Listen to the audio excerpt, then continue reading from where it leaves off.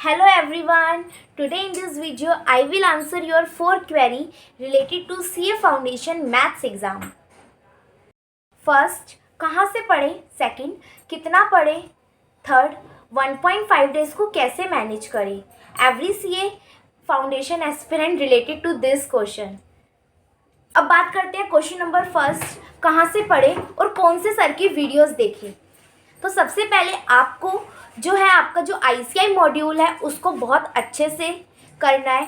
उसको अगर आपने एक बार आप कर चुके हैं तो आप सेकंड बार रिवीजन कर सकते हैं. अगर आपने कुछ भी नहीं करा तो आप उसी को अच्छे से पहले फॉलो करो. फिर कौन से सर की वीडियो देखें? यार आप जो पर्सनली मैंने जो देखी थी, मैंने प्रणव पोपट सर की वीडियो देखी थी एंड निश्चय सर की भी वीडियो देख सकते हैं आप. और अगर आपको MTPs RTPs वगैरह करने हैं, PYQs वगैरह करने हैं तो आप आकाश अग्रवाल सर की वीडियोस देख सकते हैं जिन्होंने अपने चैनल पे 10 इयर्स के PYQ करवा रखे हैं एंड MTP सॉल्व करवा रखे हैं सारे. अगर आप वीडियो के थ्रू करते हैं तो आपको थोड़ा ईजिली और जल्दी जल्दी आपका कवर अप होता रहता है. तो आप वीडियोस के थ्रू भी कर सकते हैं.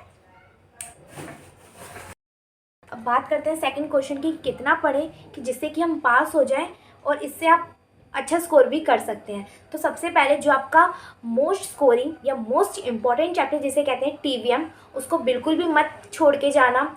और अगर आपने उसको कर लिया तो उसको बार बार रिवाइज करो एंड उसकी ज़्यादा से ज़्यादा क्वेश्चन प्रैक्टिस करो. फिर अगर आपने मैथ्स में ये TVM चैप्टर कर लिया उसके बाद आप स्टैट्स कर सकते हैं, वो भी बिल्कुल एकदम अच्छे से. एंड उसकी भी आप ज़्यादा से ज़्यादा क्वेश्चंस प्रैक्टिस करो और उसमें भी आप फॉर्मूले को बार बार रिवाइज करो. एंड थर्ड, LR जो है वो बहुत बहुत इंपॉर्टेंट है. बहुत स्कोरिंग भी है, कुछ इजी क्वेश्चंस भी आते हैं, डिफ़िकल्ट भी आते हैं, कुछ कुछ सॉल्व भी नहीं होते. पर जो सॉल्व नहीं होते उसकी तो छोड़ ही दो, एक दो ही होते हैं जो कि थोड़े अटपटे से होते हैं जो कि सॉल्व नहीं हो पाते, पर बाकी सारे हो जाते हैं. तो उसको भी एकदम अच्छे से प्रैक्टिस करके जाओ. और क्या कहते हैं, मैथ्स में जो बाकी के रिमेनिंग चैप्टर बचे मैं आपको कुछ कुछ बता देती हूँ, जैसे कि परमुटेशन एंड कॉम्बिनेशन, ये बहुत ज़्यादा वेटेज रखता है. इसको भी आप अच्छे से, अगर आपके बेसिक कंसेप्ट क्लियर है तब भी आप इसके क्वेश्चन अटेंड कर पाओगे अपने पेपर में.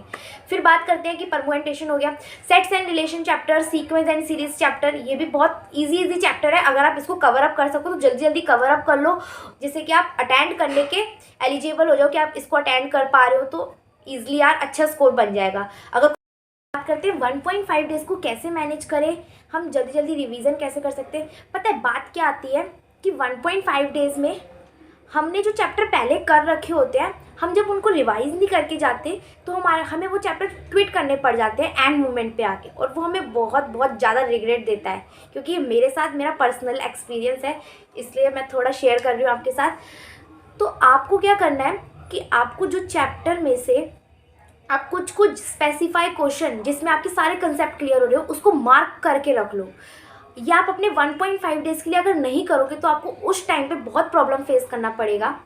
ठीक है, तो आप ना क्या करो, सबसे पहले हर एक चैप्टर की फॉर्मूला लिस्ट अपने पास रखो कि जिससे कि आप जल्दी से क्विकली रिवाइज कर सको चैप्टर्स को.